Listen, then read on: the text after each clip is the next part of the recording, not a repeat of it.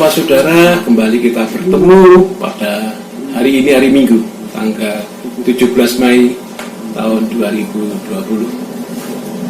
Ya, kita bersyukur kepada Tuhan, kita masih kebaktian di rumah masing-masing dan saya bisa terus menolong Ibu Bapak Saudara dalam beribadah. Kita syukur kepada Tuhan. Baiklah, kita akan beribadah pada saat ini dan kita akan memuji nama Tuhan terlebih dahulu. Mari kita siap bersama-sama memuji dan memuliakan nama Tuhan melalui nyanyian dan pujian.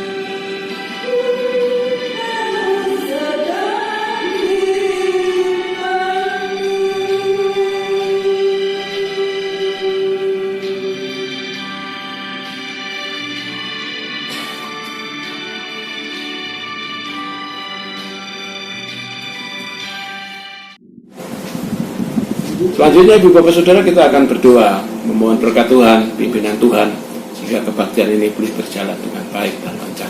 Mari kita berdoa bersama. Bapa di dalam surga, Bapa yang kami kenal di dalam Yesus Kristus, Bapa yang menyertai kami di dalam Roh Kudus, izinkan kami pada hari Minggu ini kami beribadah, sujud, menyembah dan memuliakan nama Tuhan bersama-sama umat-Mu yang berada di gereja, di rumah, di gereja yang lain, di Tawangmangu, dan memberkati seluruh umat Tuhan yang saat ini bersama-sama hamba-Mu beribadah. Ibadah ini menjadi berkat bagi kami dan menjadi kemuliaan bagi nama Tuhan. Di dalam nama Tuhan Yesus Kristus hamba-Mu berdoa dan bersyukur. Haleluya. Amin. Puji Tuhan, Ibu Bapak, diberi kesempatan kembali kita beribadah walau di rumah masing-masing, maka saya menyampaikan doa saya. Kiranya Ibu Bapak sekalian pada saat ini sehat-sehat saja. Kiranya berkat Tuhan senantiasa melimpah dalam kehidupan Ibu Bapak Saudara, dan Ibu Bapak Saudara dijauhkan dari virus corona. Diberkati Tuhan dalam ibadah saat ini. Selanjutnya kita akan memuji Tuhan dan memuliakan nama Tuhan kembali. Mari kita memuji Tuhan dipandu dari saudara-saudara kita. Mari kita memuji Tuhan.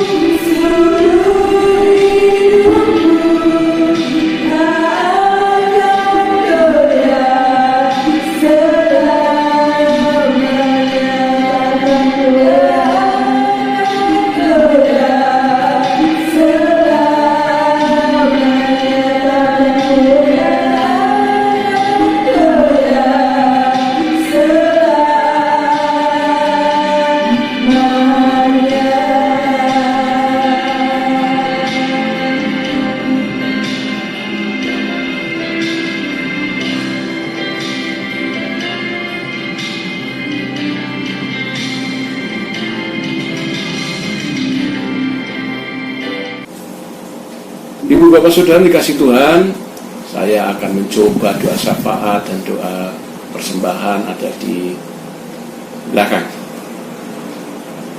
Maka pada saat ini saya akan mencoba untuk bersama-sama mendengarkan dan merenungkan firman Tuhan. Seperti janji saya pada minggu yang lalu, penampakan Tuhan Yesus Kristus selama 40 hari di dunia ini sebelum kenaikannya ke surga.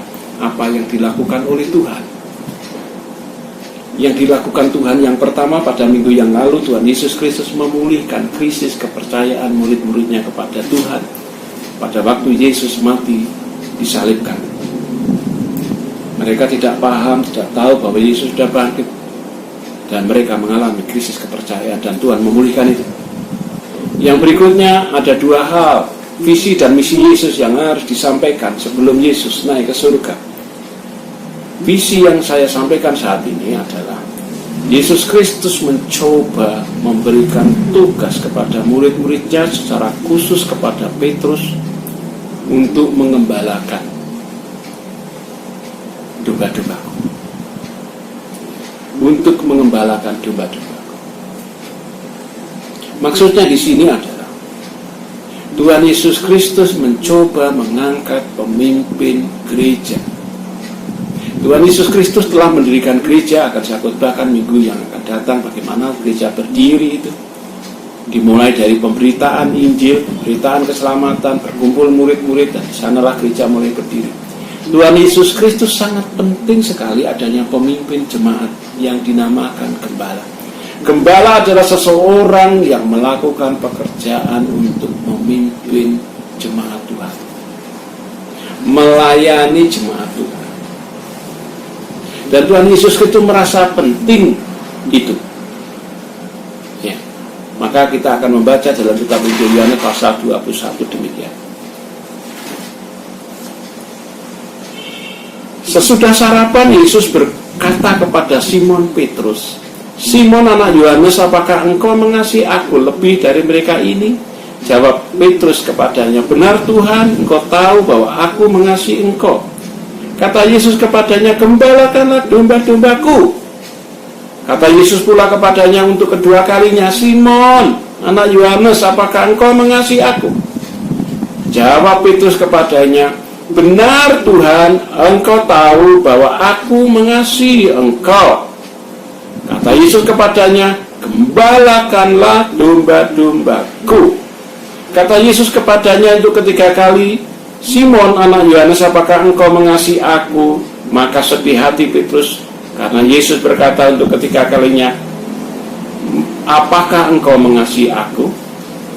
Dan ia berkata kepadanya, "Tuhan, engkau tahu segala sesuatu. Engkau tahu bahwa aku mengasihi engkau." Kata Yesus kepadanya, "Gembalakanlah domba-domba." Dimulai dari pernyataan apakah Simon Petrus mengasihi Yesus. Itu dasar yang paling utama untuk mengembalakan jemaatku, mengembalakan domba-dombaku. Sampai pernyataan 3 kali Yesus berkata kepada Simon Petrus, "Apakah engkau mengasihi?" Lalu diberi tugas untuk mengembalakan domba-dombaku. Mari Ibu Bapak Saudara kita melihat sejarah. Mengapa demikian? Kata gembala dan domba diawali oleh seorang hamba Tuhan yang luar biasa. Ia seorang raja yang bernama Raja Daud. Sebelum ia jadi raja, ia seorang gembala domba. Dia selalu hidup di padang gurun untuk mengembalakan domba. Yang paling terkenal adalah Mazmur pasal 23.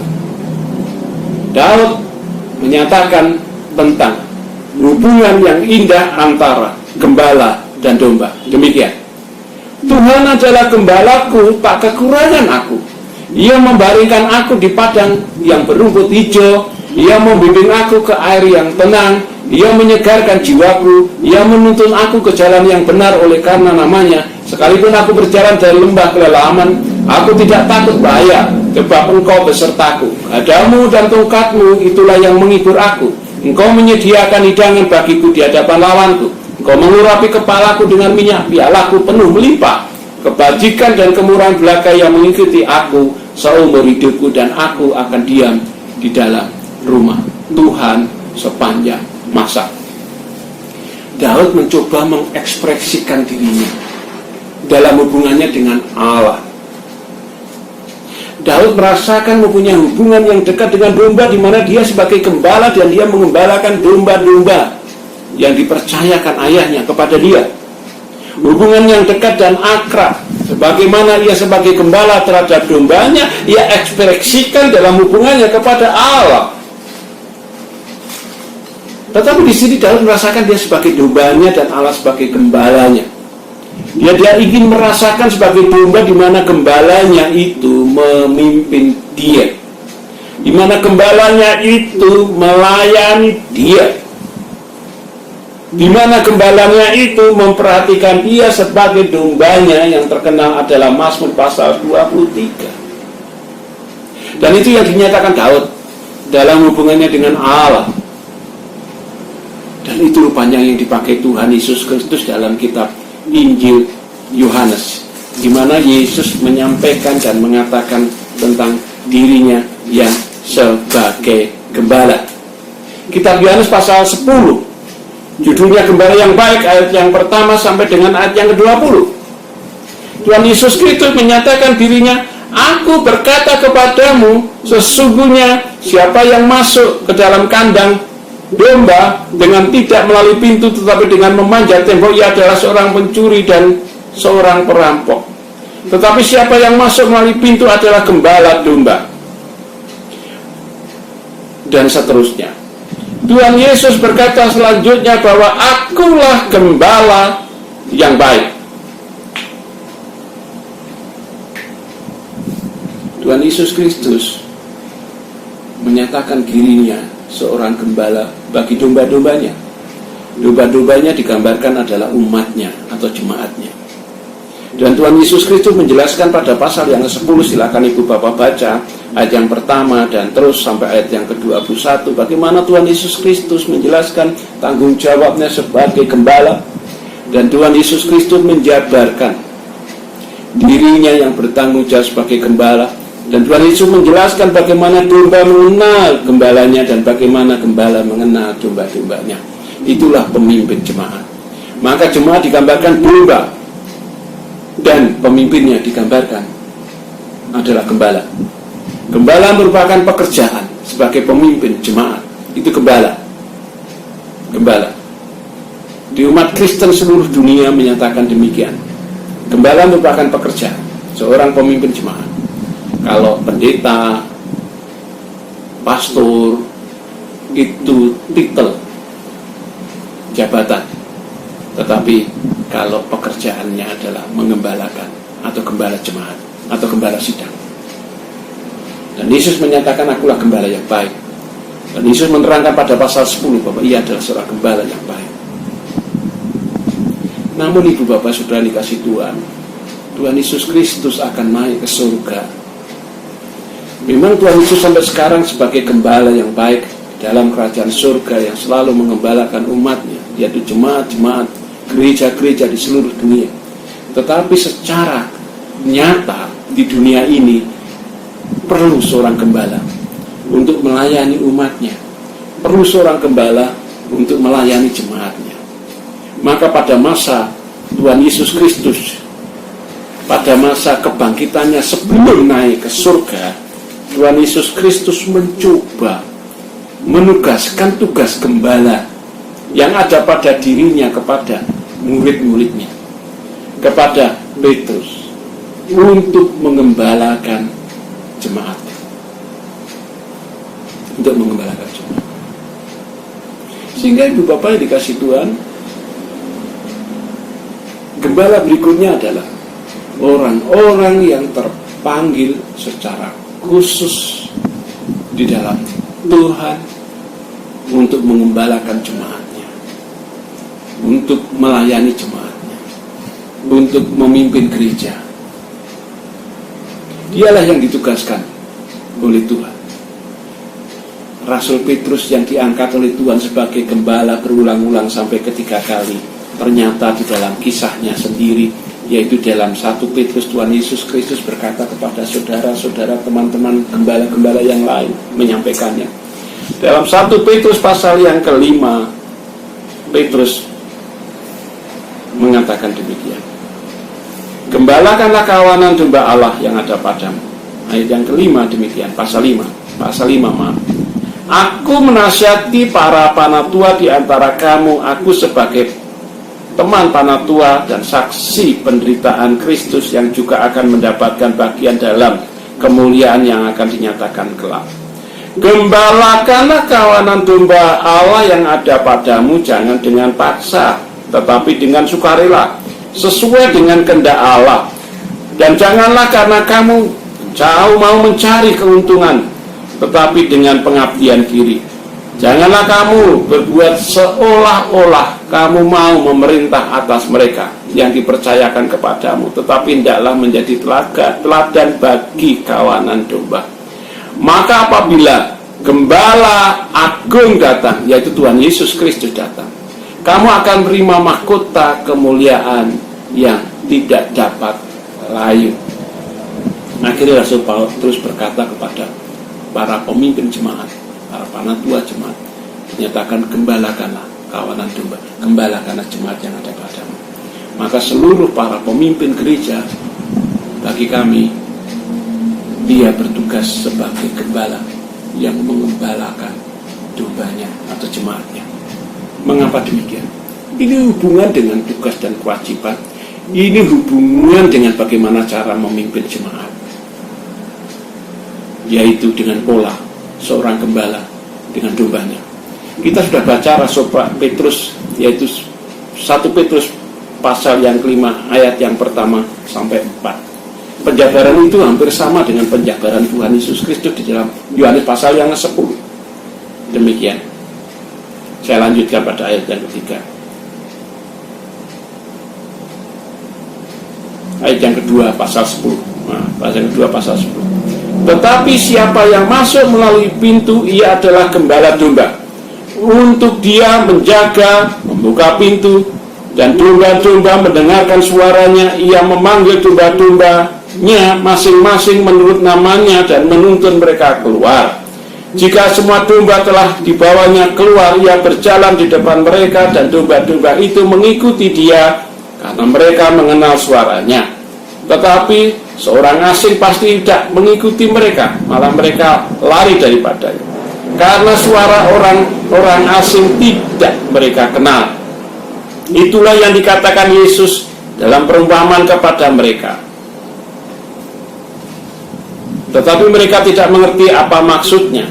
Ia berkata demikian kepada mereka. Maka kata Yesus sekali lagi, aku berkata kepadamu, sesungguhnya akulah pintu ke domba-domba itu. Semua orang yang datang sebelum aku adalah pencuri dan perampok, dan domba-domba itu tidak mendengarkan mereka. Amin. Saya akan menjelaskan tentang hubungan pola memimpin dan pola pelayanan gembala. Maka disebut gembala pemimpin itu, yaitu pola seorang gembala yang menggembalakan domba. Domba itu hewan yang luar biasa itu. Ia tidak punya kekuatan, ia sangat lemah. Ia menjadi hewan yang selalu menjadi makanan anjing hutan, anjing liar. Dia menjadi hewan makanan serigala, yang disebut anjing itu tadi. Ia menjadi hewan yang jadi makanan singa dan lain sebagainya. Ia tidak punya kekuatan untuk berperang, melawan, tetapi ia adalah hewan yang sangat lemah. Itu gambaran daripada domba, dan itu gambaran daripada jemaat Allah. Maka pemimpinnya adalah gembala, karena ia akan memimpin jemaat seperti seorang gembala memimpin domba-dombanya. Contoh, Tuhan Yesus Kristus mengajarkan kepada murid-muridnya bahwa ia seorang gembala. Gembala harus mengenal domba-dombanya. Domba-dombanya mengenal suara gembalanya. Rasul Petrus juga mengatakan, gembalakanlah jemaat yang ada padamu dengan sukarela, bukan dengan paksaan. Rasul Petrus juga menyatakan bagaimana hubungan gembala dengan domba. Kita perhatikan bersama-sama. Pertama, domba dan gembala saling mengenal.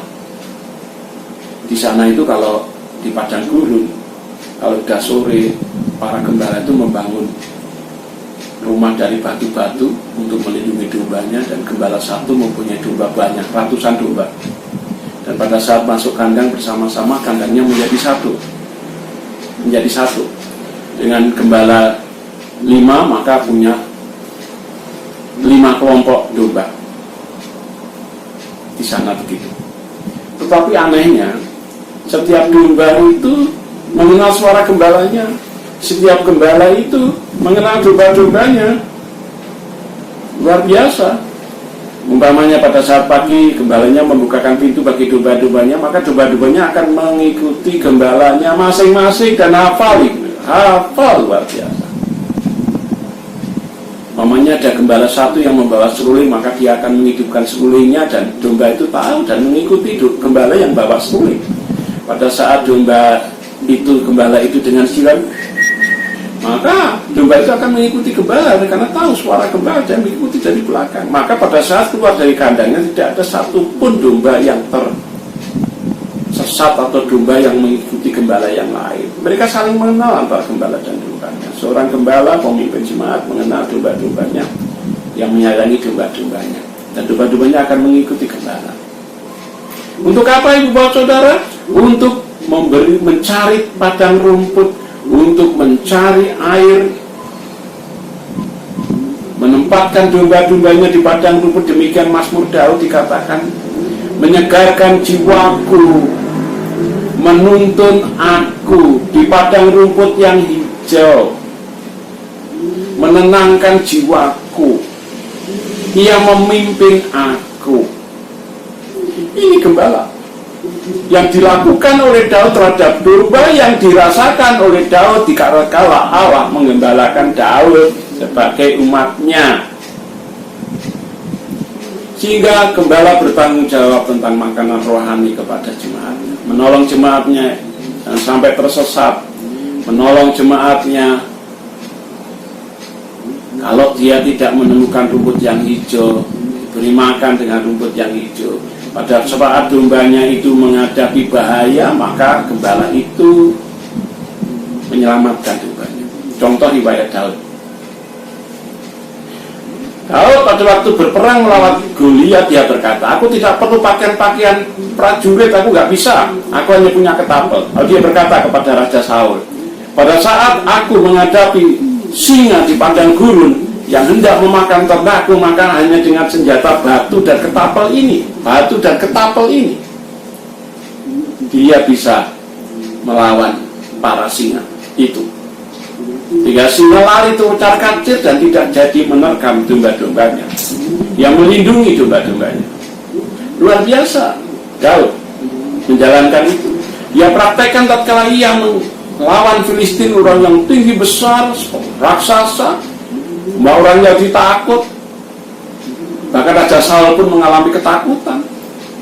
Pada waktu mau berperang, Daud tidak bisa pakaian prajurit, pakaian baju baja, tidak bisa dia berjalan. Dia hanya pakai ketapel. Karena pengalamannya dia melindungi domba-dombanya dari serangan singa, binatang buas yang tidak menerkamnya, maka Daud bisa mengalahkan Filistin dengan batu kecil dan ketapel, karena pengalaman dia melindungi domba-dombanya. Yang berikutnya, ibu bapak saudara, mengembalakan domba di padang gurun tidak sama dengan mengembalakan domba di Indonesia. Tidak sama dengan di Indonesia. Jangan kita berpikir sama. Perbedaannya adalah apa? Gembala di padang gurun dengan domba yang banyak itu, maka gembala berjalan di depan dan domba itu mengikuti dari belakang. Petrus mengatakan, andek sih, mati. Atau tak ada sidik, tekan di mati ini. Kena mati tidak payah bini, ini suara dong. Pasrah tak. Waduh. Iya caranya. Lanjutin ngaji kita bisa. Bisa. Oke, tak lanjutin ya. Kok dipotong ya? Kali ini ya. Ibu bapak saudara dikasih Tuhan, pengalaman yang sangat luar biasa di Timur Tengah itu berbeda dengan di Indonesia. Seorang gembala mempunyai ratusan domba, banyak domba. Dan dalam mengembalakan, gembala berjalan di depan, domba mengikuti dari belakang karena domba mengenal gembalanya. Artinya, seorang gembala atau pemimpin jemaat harus berjalan di depan dan domba berjalan di belakang. Itu kebiasaan di Timur Tengah sana, di padang gurun sana. Kalau di Indonesia bagaimana? Kalau Indonesia punya dombanya 2, 3, 4, 5, 10 dan gembala di belakang. Dan kelebihan dan kekurangan gembala di depan, di belakang gimana? Kalau di sana gembala itu di depan bawa tongkat kayu yang bagian pucuknya itu melengkung ke bawah.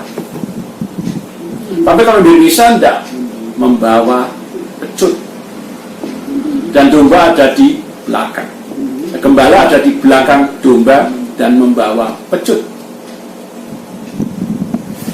Perbedaannya adalah pada saat mengembalakan domba dan dombanya mengikuti dari belakang, itu contoh dari Rasul Petrus bahwa gembala harus menjadi teladan dan contoh bagi jemaatnya. Atau gembala menjadi teladan dan contoh bagi domba-dombanya untuk mengikutinya, berjalan di depan, sehingga membawa tongkat bukan membawa pecut. Tongkat yang melengkung itu fungsinya jika ada anak domba yang masuk ke parit atau masuk ke jurang, maka ia dapat mengaitkan tongkat di leher domba untuk mengangkat ke atas dan menolong. Kalau sudah diangkat di atas, ditolong, anak domba itu ditaruh di pundak dan mereka berjalan. Tongkat untuk menolong, menyelamatkan domba. Tapi di Indonesia, gembala di belakang domba tetapi membawa pecut. Kalau dombanya jalannya tidak jelas, dipecut dari belakang, maka dombanya kesakitan. Seorang gembala hendaknya mencontoh gembala Timur Tengah. Ia harus berjalan di depan dan menjadi contoh untuk dombanya. Dombanya mengikuti gembalanya, mendengar suara gembalanya, gembalanya mengenal dombanya satu persatu. Gembala berjalan di depan dan melihat ada air yang jernih, melihat ada rumput yang hijau dan membawa dombanya di sana dan membiarkan dombanya makan dengan kenyang. Dan membawa dombanya kembali ke kandang dan gembalanya menjaga dari serangan binatang buas. Tetapi kalau di Indonesia, gembala di belakang membawa pecut. Dan kalau dombanya tidak berjalan sesuai kemauan gembala, dipecuti dari belakang. Tidak sama itu. Maka hubungan gembala dan domba adalah hubungan yang sangat indah, hubungan yang luar biasa sebagai seorang pemimpin jemaat. Dan Yesus Kristus menegaskan pemimpin jemaat adalah bernama gembala yang mengembalakan jemaat dengan sifat sikap seperti seorang gembala yang mengembalakan domba. Hebat, luar biasa. Dan itulah tugas pemimpin jemaat. Dan Yesus menugaskan itu kepada Petrus. Sehingga sekali lagi Yesus menugaskan itu kepada saya, kita semua sebagai gembala-gembala. Tuhan Yesus Kristus melihat betapa Raja Daud mengalami hidup sebagai seorang gembala dan dia mengembalakan dombanya. Bagaimana dia mengasihi domba-dombanya, menuntun domba-dombanya, mencarikan rumput hijau dan air yang jernih, menolong gembala dombanya pada saat masuk jurang, dia menolong dombanya pada saat diserang binatang buas. Dia rasakan itu. Dan dombanya mengenal dia dengan baik, mengikuti dia dengan baik, dirasakan oleh dombanya itu. Dan dia ekspresikan itu dalam hubungannya dengan Allah sebagai gembala dan dia sebagai domba. Lalu Tuhan Yesus dalam kitab Injil Yohanes pasal yang 10 mengatakan, akulah ini gembala yang agung, aku inilah gembala yang baik. Dan Yesus mengatakan, bagaimana aku mengembalakan dombaku dengan baik, bagaimana aku mengembalakan jemaat. Jika hubungan seorang pemimpin seperti Tuhan Yesus dengan jemaatnya adalah gembala dan jemaatnya. Dan Tuhan Yesus memperintahkan pada Petrus, dan Petrus bersama para rasul, dan sampai saat ini tidak ada seorang pemimpin gereja yang tidak dinamakan gembala. Mereka dinamakan gembala. Mengapa? Oleh karena banyak faktor di dalamnya, banyak historis di dalamnya, banyak keindahan di dalamnya. Antara hubungan gembala dengan domba, bagaimana tanggung jawab gembala, bagaimana dombanya nurut dengan gembala, dan bagaimana mereka berjalan bersama-sama di dalam jemaat Tuhan. Sehingga yang terakhir, bagian yang kedua ini, temanya adalah Tuhan Yesus Kristus melanjutkan visi dan misinya, mengangkat pemimpin jemaat dengan nama seorang gembala. Dan Tuhan Yesus mengangkat kepada Petrus, memanggil Petrus untuk mengembalakan domba-dombanya. Sampai saat ini, seorang yang memimpin jemaat dinamakan seorang gembala jemaat, gembala sidang yang mengembalakan jemaat. Dengan filosofis ini, seorang pemimpin gereja bersikap seorang gembala, dan jemaat bersikap seperti domba. Maka terjadilah hubungan yang baik. Amin. Dan kita berdoa bersama-sama. Tuhan Bapa di dalam surga, kami memohon berkat Tuhan. Tuhan memberkati kebenaran firman Tuhan. Berdoa dan memohon kepadamu, kami semua dapat memahaminya, apa yang dilakukan Tuhan sebelum kenaikan di surga, di masa penampakannya 40 hari setelah kebangkitan. Bagian yang kedua, Tuhan Yesus mengangkat gembala untuk jemaatnya. Tugas itu yang Tuhan lakukan kepada murid-muridnya. Tuhan sampaikan kepada murid-muridnya, Tuhan Yesus mengangkat murid-muridnya sebagai gembala. Terima kasih Tuhan, di dalam nama-Mu kami berdoa dan bersyukur. Haleluya. Selanjutnya kita bersama-sama akan berdoa syafaat. Silakan Ibu Bapak Saudara berdoa syafaat. Saya akan mendukung setiap doa dan permohonan Ibu Bapak Saudara. Kiranya Tuhan memberkati doa dan permohonan kita bersama. Mari kita berdoa bersama bersama-sama. Bapa di dalam surga, kembali kami bersama umat-Mu bersyafaat kepada Engkau. Oleh karena itu ya Tuhan, di kesempatan yang indah ini hamba-Mu berdoa menyerahkan seluruh jemaat yang dalam pergumulan kepada Tuhan. Yang bergumul oleh karena sakit penyakit, Tuhan akan jamah sembuhkan. Yang bergumul karena persoalan ekonomi, Tuhan akan memberkati. Yang bergumul dalam segala persoalan-persoalan rumah tangga dan kehidupan, Tuhan memberkati. Bapa dalam surga, hamba-Mu berdoa menyerahkan bagi saudara-saudara kami yang sakit, mohon jamahan tangan kuasa Tuhan satu persatu Tuhan. Kau akan jamah umat-Mu yang sakit, Tuhan akan sembuhkan, Tuhan akan pulihkan, Tuhan akan sehatkan. Kami percaya Tuhan akan menjauhkan umat-Mu dari sakit corona ini, sehingga wabah ini tidak mengenai kami dan tidak mengenai banyak orang. Bapa dalam surga, kami berdoa menyerahkan yang berulang tahun tanggal 18 Mei Bapak Paulus Tata. Tuhan berkati beliau, mengucap syukur atas perjalanan hidup yang Tuhan berkati. Dan kami berdoa terus Tuhan berikan kesehatan, umur panjang. Tuhan berkati senantiasa bersama keluarga. Hamba-Mu berdoa menyerahkan Matius Bangkit milik Firmansyah tanggal 20 Mei. Tuhan berkati anak kami, Tuhan berkati masa depannya, Tuhan berkati kesehatannya. Terima kasih Tuhan, kedua saudara kami berulang tahun, Tuhan berkati. Bapa dalam surga, kami berdoa menyerahkan ke tangan kuasa Tuhan anak-anak kami yang duduk di bangku sekolah. Tuhan berkati mereka semua, baik yang sekolah di TK, SD, SMP, SMK, SMA, perguruan tinggi, Tuhan berkati. Anak kami yang skripsi, Tuhan berkati. Tuhan berkati anak kami Arga yang ada di Jepang, dalam pekerjaannya Tuhan jagai dan bungkus dengan Roh Kudus-Mu sehingga mengalami berkat dari Tuhan. Tuhan juga akan memberkati ya Tuhan saudara-saudara kami yang lain yang saat ini bersama kami, yang menyaksikan pelayanan firman ini, satu persatu Tuhan, Engkau akan memberkati. Bapa di dalam surga, kami berdoa menyerahkan bangsa negara Republik Indonesia. Tuhan memberkati bangsa kami, pemimpin kami, Bapak Presiden dan Wakil Presiden, para menteri, gubernur, wali kota, bupati, camat, lurah, bahkan sampai RT RW. Tuhan memberkati pemimpin pemerintahan kami. Tuhan memberkati badan eksekutif. Tuhan memberkati badan legislatif, anggota DPR, DPRD, DPD. Tuhan juga memberkati TNI Polri. Tuhan juga memberkati tim medis, dokter, perawat rumah sakit. Tuhan memberkati relawan.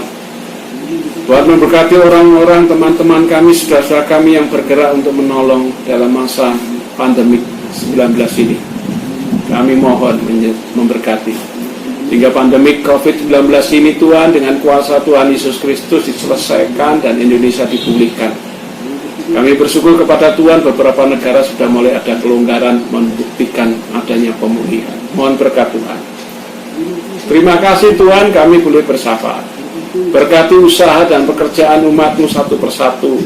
Yang sekarang kurang berusaha, Engkau Tuhan berkati usahanya, sehingga umat Tuhan mendapatkan rezeki, buka tingkap-tingkap langit dan curahkanlah rezeki kepada umat Tuhan. Terima kasih Tuhan Yesus oleh karena berkat-Mu yang melimpah kepada kami. Berdoa dan memohon kepadamu di dalam nama Tuhan Yesus Kristus. Haleluya. Amin. Ibu Bapak Saudara dikasih Tuhan, sekali lagi saya sampaikan, jika Ibu Bapak Saudara sekalian hendak menyampaikan persembahan dan perpuluhannya kepada Tuhan di Gereja Bangunarjo, yang pertama silakan Ibu Bapak boleh hadir jam 9 sampai 11 siang setiap hari di gereja. Pak Daryati dan saya ada di gereja, masukkan di kantong persembahan di misbah Tuhan atau di mimbar gereja.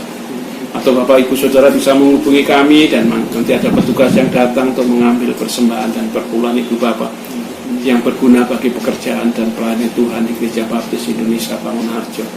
Kita akan berdoa terus kiranya Ibu Bapak Saudara diberkati. Kalau mungkin kesulitan usaha, pekerjaan, tapi saya berdoa cara Tuhan yang hebat dan luar biasa akan menolong Ibu Bapak Saudara, dan Ibu Bapak Saudara akan diberkati senantiasa.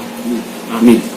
Mari kita memuji Tuhan kembali dan kita akan memuliakan nama Tuhan bersama-sama. Kita memuji Tuhan. Baik, selanjutnya Ibu Bapak Saudara yang dikasih Tuhan, tiba saatnya kita akan menutup acara kebaktian tanggal 17 Mei tahun 2020 ini. Saya sampaikan sekali lagi, pada saat ini sampai besok pada hari Kamis tanggal 21 Mei ini adalah kenaikan Tuhan. Kita sudah belajar tentang masa kebangkitan Tuhan Yesus, atau masa penampakan Tuhan Yesus di kebangkitannya selama 40 hari. Dan pada tanggal 21 kita akan mengakhiri sejarah itu dan cerita itu bersama-sama. Mari kita berdoa. Tuhan Bapa, mengucap syukur atas pelayanan Tuhan yang melayani kami, baik tim musik, singer, pemimpin pujian, yang melayani audio, yang melayani syuting ini. Tuhan berkati semuanya Tuhan. Terima kasih Tuhan atas kebenaran firman. Tuhan memberkati Engkau dan melindungi Engkau. Tuhan menyinari Engkau dengan wajahnya dan memberi Engkau kasih karunia, dan menghadapkan wajahnya kepadamu dan memberi Engkau damai sejahtera. Di dalam Bapa, Putra dan Roh Kudus. Amin. Sebelum selesai acara, kita akan memuji Tuhan sekali lagi. Tuhan memberkati penjenengan semua. Jaga kesehatan, jaga jarak, pakai masker, selalu cuci tangan. Kalau tidak berkepentingan jangan keluar, di rumah saja. Tuhan memberkati para saudara. Amin.